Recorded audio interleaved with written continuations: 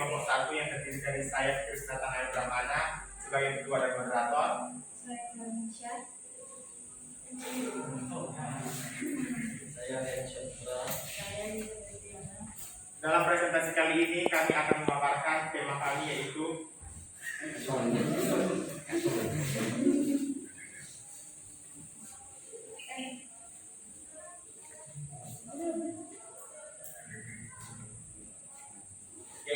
Indonesia sebagai poros maritim dunia.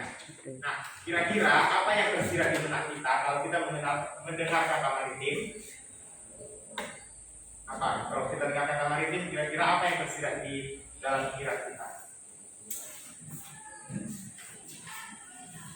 Kalau saya pribadi, begitu mendengar kata maritim, saya langsung teringat dengan kata kelautan. Nah, memang pada dasarnya maritim itu berhubungan berkaitan dengan kelautan, perairan, dan jalur perdagangan.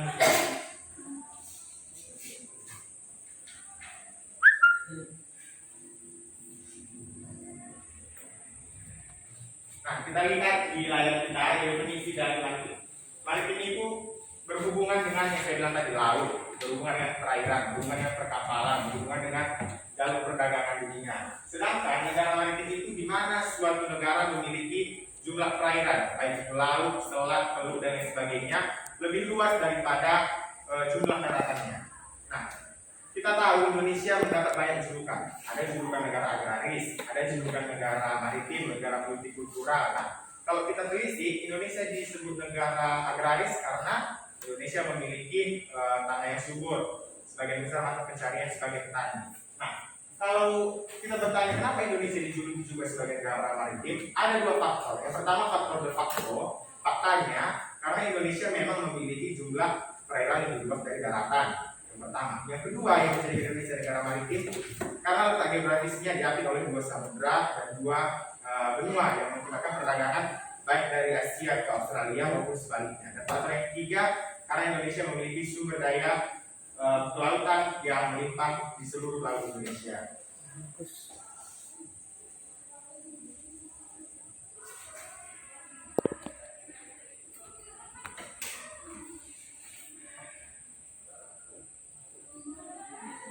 Nah, kalau mendengar kata Indonesia sebagai poros maritim, Indonesia sebagai poros maritim dunia itu pertama kali dicetuskan oleh Presiden kita Bapak Joko Widodo pada tahun 2014 dalam pidatonya. Dia menyebutkan bahwa Indonesia sebagai poros maritim itu merupakan sebuah gagasan, sebuah cita-cita, sebuah tujuan yang ingin dicapai oleh negara Indonesia untuk mengembalikan kejayaannya. Karena pada masa lampau kita tahu faktor sejarahnya, Indonesia juga dulu pada saat masa kerajaan bercorak Buddha sudah dikenal sebagai kerajaan maritim, yaitu Sriwijaya yang menguasai perdagangan di Selat Malaka dan Semenanjung Malaya ke Malaysia sekarang. Juga kerajaan Majapahit yang menguasai perdagangan di seluruh Nusantara termasuk di Vietnam dan di Thailand. Nah, kalau kita sudah mengetahui definisi negara maritim dan Indonesia sebagai poros maritim dunia ini apa, maka semua berhubungan dengan kelautan. Maka teman kami Karesia akan menjelaskan tentang batas-batas dan luas negara kelautan negara Republik Indonesia. Luas laut Indonesia. Berdasarkan hasil Konvensi Hukum Laut Nasional, luas wilayah laut Indonesia mencapai 3.257.357 km persegi, atau setara dengan 62% adalah perairan. Sedangkan luas daratannya mencapai 1.919.443 km persegi, atau setara dengan 38% adalah daratan. Wilayah laut Indonesia terbagi menjadi tiga, yaitu zona laut teritorial yang merupakan jalur laut sejauh 12 mil dari garis pangkal menuju laut lepas. Yang kedua, zona ekonomi eksklusif, yaitu jalur laut dari garis pangkal hingga 200 mil laut di laut lepas. Dan yang terakhir adalah zona landas kontinen. Zona landas kontinen dapat diukur dari garis pangkal. Garis pangkal terpanjang adalah 200 mil laut. Dan ada cakupan armada maritim. Cakupan armada maritim mencakup infrastruktur laut yang tersedianya pelabuhan dan fasilitas yang sudah berskala internasional. Lalu ada moda transportasi laut, yaitu seperti kapal barang, kapal penumpang, kapal perang, kapal industri, dan kapal penduduk. Dan yang terakhir adalah ada petugas penjaga teritorial laut, yaitu seperti KPLP atau Satuan Penjagaan Laut dan Pantai. Yang kedua ada TNI Angkatan Laut, juga ada Satpol Air. Yang keempat ada pemerintah, dan yang terakhir adalah seluruh warga negara Indonesia. Baik, terima kasih Kerensia sudah menjelaskan pada batas wilayah. Nah, berikutnya kita harus mengetahui jalur yang dilewati kalau melakukan perdagangan di Indonesia. Nah, maka Arya Putra akan menjelaskan tentang alur laut kepulauan Indonesia. Alur laut Indonesia. Kuat suaranya nakku. Kuat suaranya nakku. Alur laut kepulauan Indonesia adalah alur laut yang merupakan alur laut untuk melaksanakan lalu lintas berdasarkan konvensi internasional. Alki yang diterapkan untuk menghidupkan ruang perairan bahar bebas yaitu Samudra Hindia dan Pasifik. Indonesia memiliki 3 bagian alki yang terjadi di Kampus. Yang pertama yaitu memiliki laut Cina Selatan, Selat Kalimantan, Laut Jawa, Selat Sunda, Selat India. Alki yang kedua yaitu melintasi laut Sulawesi, Makassar, Laut Flores, Selat Lombok, dan yang ketiga adalah melintasi Laut Pasifik, Laut Maluku, Laut Sulawesi, Laut Banda, Sulawesi, Laut Sumbawa, dan India. Negara ini memiliki 4 titik strategi yang dilalui 40% kapal-kapal perdagangan dunia dan Malaka, yaitu Selat Sunda, Selat Lombok, dan Selat Makassar, yang bisa memberikan paling besar yaitu untuk mengembangkan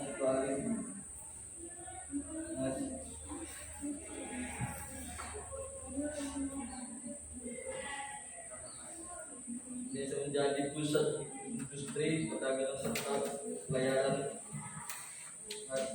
maritim dengan menggunakan jalur ini sebagai jalur perdagangan dunia bisa menambahkan masukan antara barang baik dan pajak kapal dan lain juga bisa menjadikan Indonesia sebagai pusat dunia.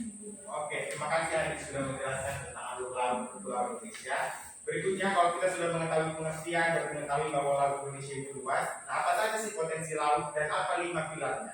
Maka Eliza Ferdiana akan menjelaskan potensi laut kita dan 5 pilar yang menjadi poros maritim.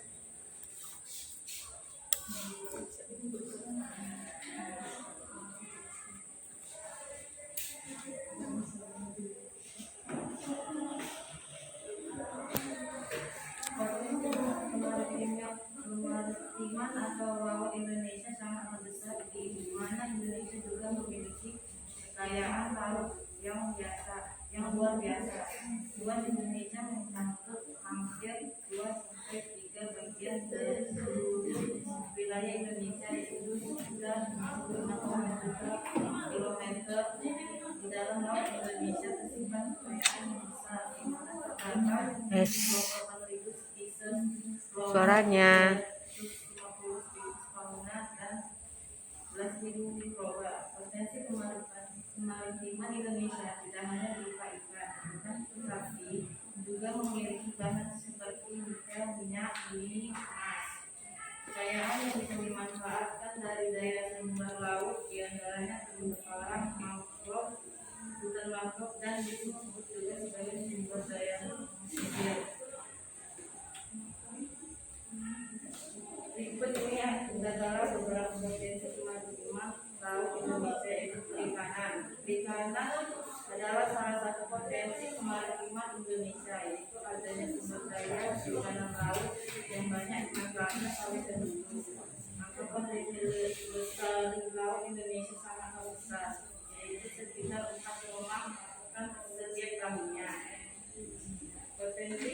lestari adalah potensi penangkapan ikan yang masih memungkinkan bagi ikan untuk melakukan regenerasi hingga jumlah ikan yang ditangkap tidak mengurangi populasi ikan. Tentunya penangkapan ikan harus didasari oleh potensi lestari agar ikan yang ditangkap tidak punah dan tetap terjaga kelestariannya. Terumbu karang adalah salah satu potensi kemaritiman Indonesia.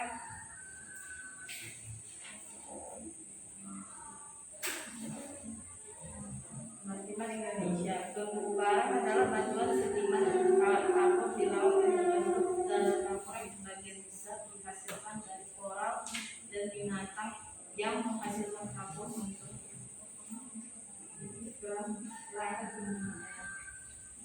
kekayaan terumbu karang Indonesia tidak hanya dari luasnya, namun dari keanekaragaman hayati yang di dalamnya juga ada sekitar 2,500 jenis ikan, 2,500 jenis moluska, 1,5 jenis udang-udangan, dan 590 jenis karang. Terumbu karang juga memberikan salinitas untuk kandungan garam air laut yang tinggi. Hutan mangrove atau bangau. Selain ikan, kekayaan laut Indonesia juga berada di wilayah pesisir berupa hutan mangrove, rumput laut, padang lamun, dan terumbu karang. Hutan mangrove atau hutan mangrove adalah hutan yang berada di daerah pasang surut air laut. Ada dua fungsi mangrove yang sebagai potensi sumber daya laut Indonesia, yaitu fungsi ekologis dan ekonomis. Fungsi ekologis hutan mangrove adalah sebagai habitat bintang laut yang berlindung, mencari makan, dan berkembang biak. Selain itu, hutan mangrove juga melindungi pasar dari air laut. Fungsi ekonomis adalah nilai ekonomis dari kayu, perkebunan, dan makhluk hidup yang ada di dalamnya. Hutan mangrove tersebar di pesisir sebelah barat Pulau Sumatera. Biasanya kayu dimanfaatkan sebagai bahan bakar atau bahan pembuat karang. Kayu baku juga dapat dijadikan bahan pembuat kertas. Selain kayu, hutan mangrove juga diliputi berbagai jenis fauna yang memiliki nilai ekonomis.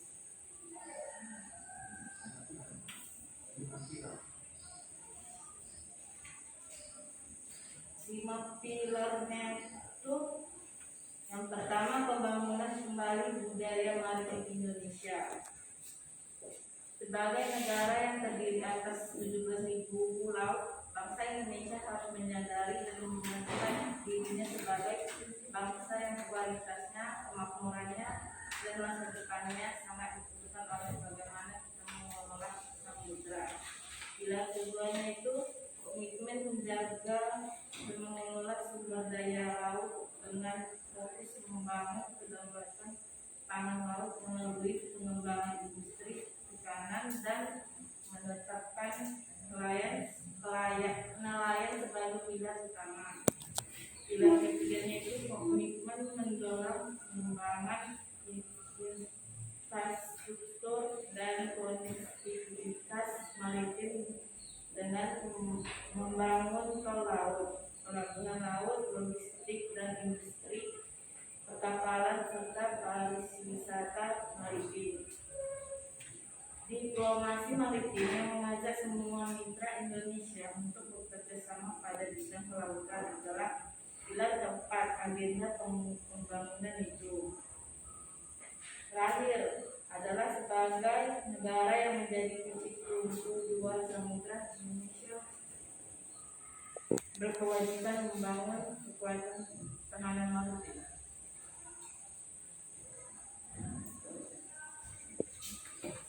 Sebelum kami menutup presentasi kami kali ini, kami mengambil kesimpulan bahwa memang pada dasarnya Indonesia sudah layak disebut sebagai negara maritim, dan memang tujuan atau konsep menjadikan sebagai poros maritim atau penggerak maritim di dunia itu sudah seharusnya kita lakukan bersama dengan pemerintah. Maka karena Indonesia memiliki potensi sumber daya laut yang melimpah, harus juga dibarengi dengan potensi sumber daya manusia atau warganya yang melimpah. Maka dari belajar presentasi kali ini kita dapat mengambil kesimpulan bahwa untuk menjadikan Indonesia sebagai poros maritim, kita juga harus menaikkan sumber daya manusia warganya terlebih dahulu agar bisa mengelola kelautan, mengelola potensi-potensinya secara mandiri tanpa intervensi dari negara lain. Sekian presentasi kali ini. Jika ada salah kata mohon dimaafkan, dan jika ada yang ingin ditanyakan silahkan ditanyakan. Terima kasih atas perhatiannya.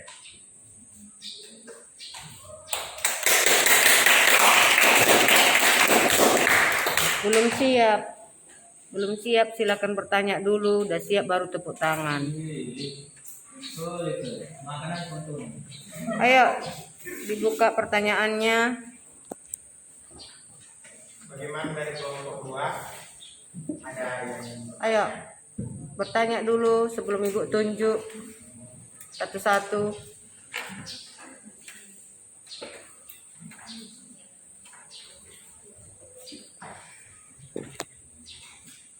Ayo, dari kamu.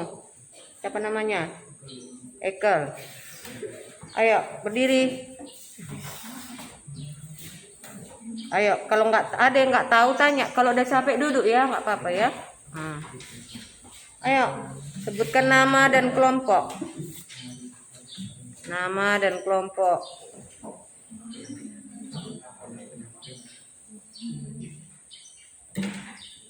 Ayo. Berdiri nakku. Bertanya, ayo.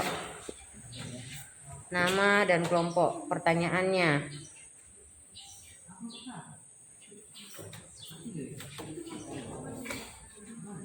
Yang nggak kamu pahami dari apa yang dipaparkan temanmu. Ada 2 versi, 1 pertanyaan, 1 berupa kesimpulan dari yang kamu dengar tadi. Kesimpulan yang kau dengar, atau 1 lagi berupa pertanyaan yang tidak kamu pahami. Ayo, anakku. Ayo ke depan. Depan lagi. Masih berdiri. Depan. Enggak ini. Siapa namanya? Siapa namamu, Bang? Hah? Siapa? Immanuel. Ayo Immanuel. Silakan berdiri. Berikan pertanyaan atau kesimpulan. Boleh pilih. Sebutkan nama dan kelompok. Nama saya Mas dari kelompok 2. Saya bertanya kepada kelompok 1 mengenai limbah pilar maritim. Apa yang mau ditanya, anakku?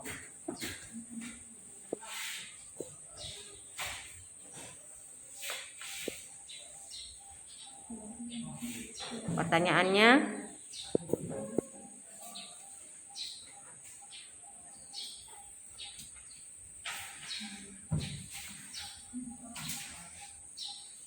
mengenai pilar keempat.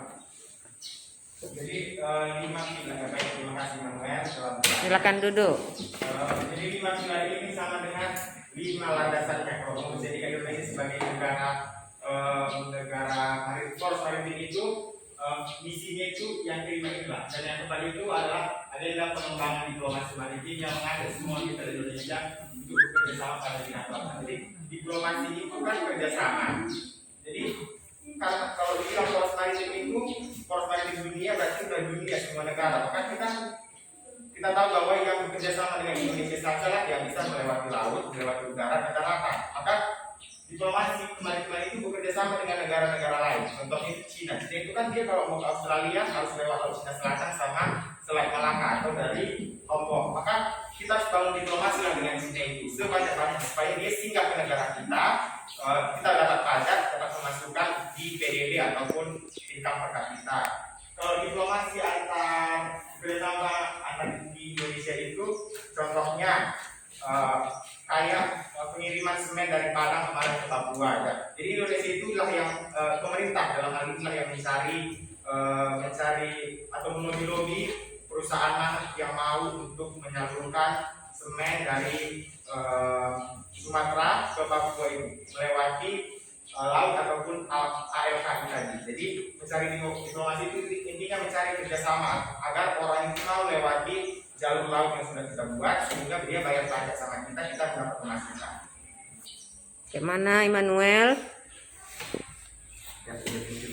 Sudah paham? Ayo yang berdiri ada pertanyaannya? Apa nakku? Yang itu ya, tentang di dulu kemarin. Apa?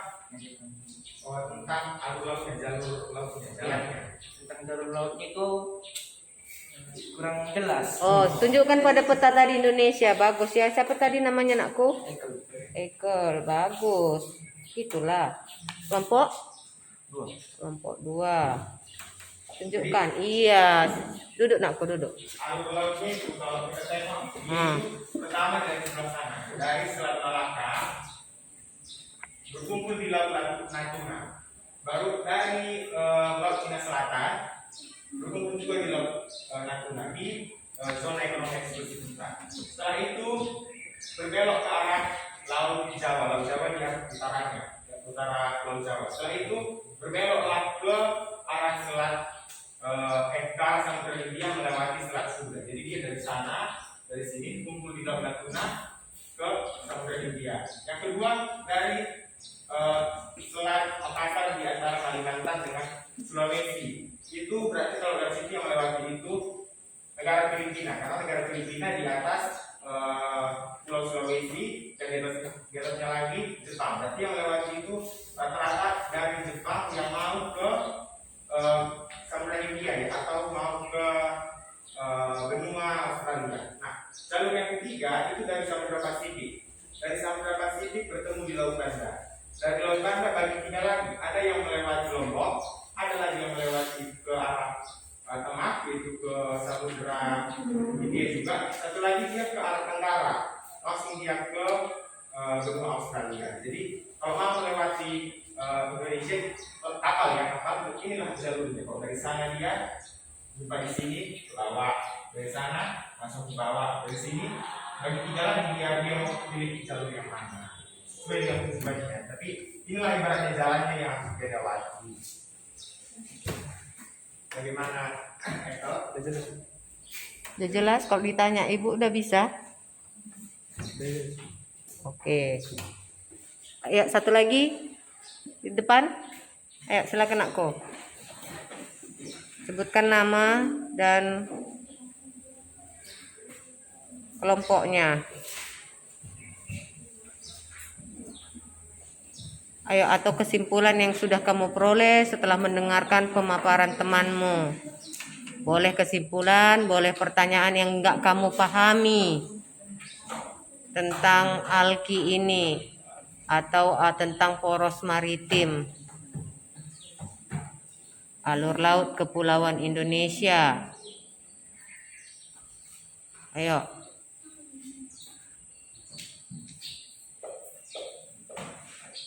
Masih pas dulu? Masih pas? Atau udah ada?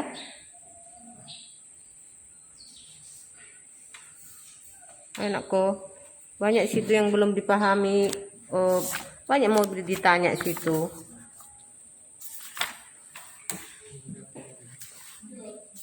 Ayo. Siapa namanya anakku? Jordan. Ayo Jordan. Jordan kelompok 3. Anakku. Apa mau ditanya? Banyak kali lo pertanyaan ini.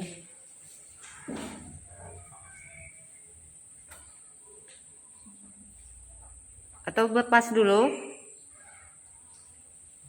Ayo Dapon. Diri. Ayo, silakan bertanya. Apa yang kamu tahu? Apa kesimpulannya? Coba. Iya, coba berdirilah.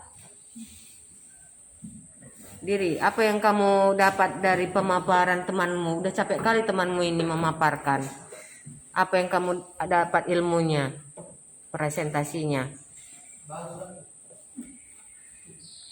Bagus, tahu Ibu, bagus. Apa isinya? Kita maritim, Bu. Iya, maritim. Terus Kita nanya. Kurang ini. iya, nanya lah. Apa yang mau kamu tanya?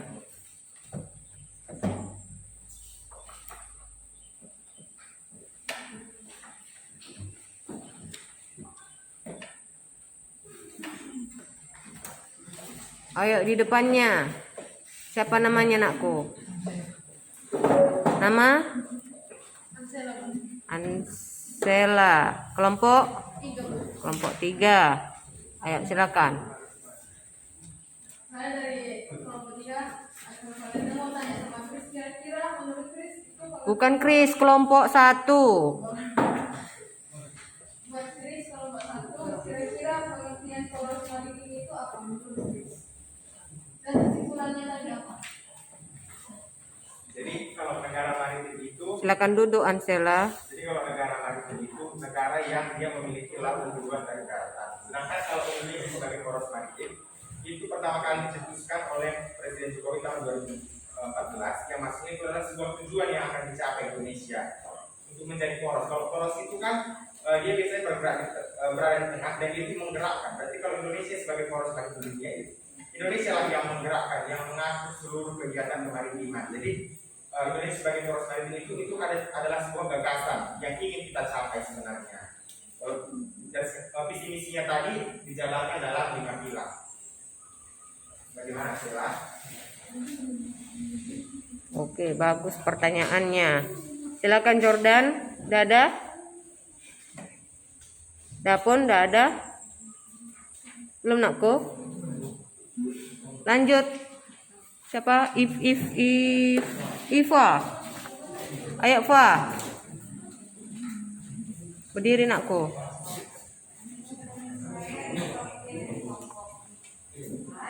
Jadi mau nanya kelompok 1, tolong dong sebutin langkah-langkah yang udah mau pemerintah maupun kita mau lakukan sebagai bentuk untuk mempertahankan keamanan laut. Bagus pertanyaannya. Baik, jadi saya mau menggambarkan dulu tentang 3 pembagian laut tadi.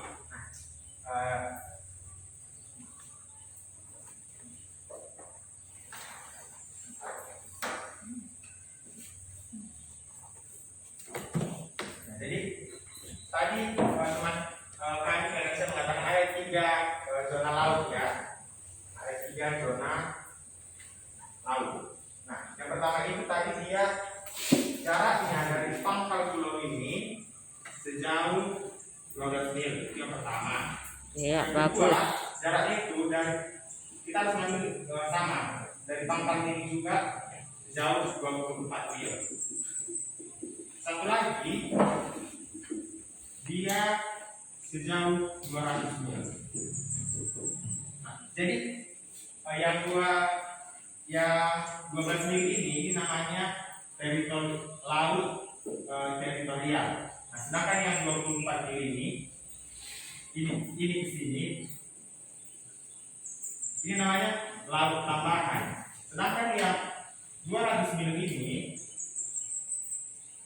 namanya zona ekonomi eksklusif. Setelah itu ada lagi, tapi itu bukan lagi masuk ke dalam kekuasaan suatu negara, yaitu laut internasional atau laut bebas. Nah, karena IPA tadi nanya bagaimana caranya kita menjaga. Nah, jadi di zona ekonomi eksklusif ini kan berbatasan dengan laut internasional. Di sini barangnya ada juga suatu negara.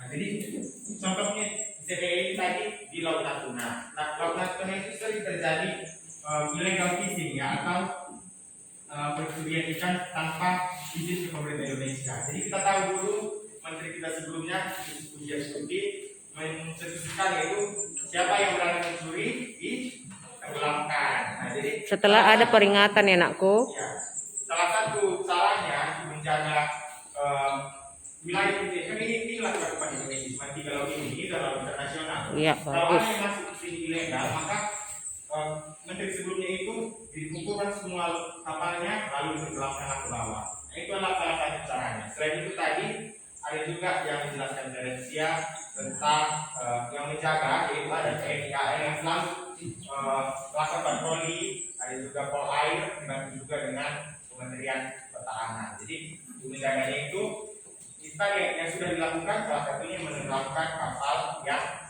mencurigakan, dan yang masih tadi dilakukan adalah patroli di setiap perbatasan laut yang ada di Indonesia.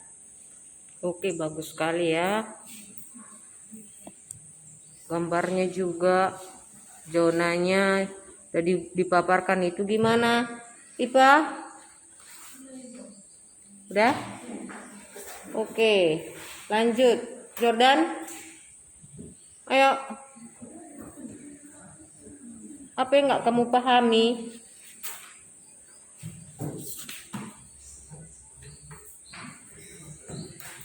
Tentang laut. Dapon? Ayo lanjut. Aku. Ya, silakan Dapon dulu. Duduk dulu. Dapon. Ayo Dapon. Kelompok 3. Pertanyaannya, Bagaimana karakteristik poros maritim? bagaimana karakteristik? Maksudnya apa ini? Oke. Siapa yang bisa? Baik, kalau poros maritim itu Silakan duduk, Pon. Kalau poros maritim itu kan dia poros yang menggerakkan. Berarti ciri-ciri yang harus dimiliki sebuah negara untuk menjadi poros itu yang pasti pertama memiliki laut yang luas, yang kedua memiliki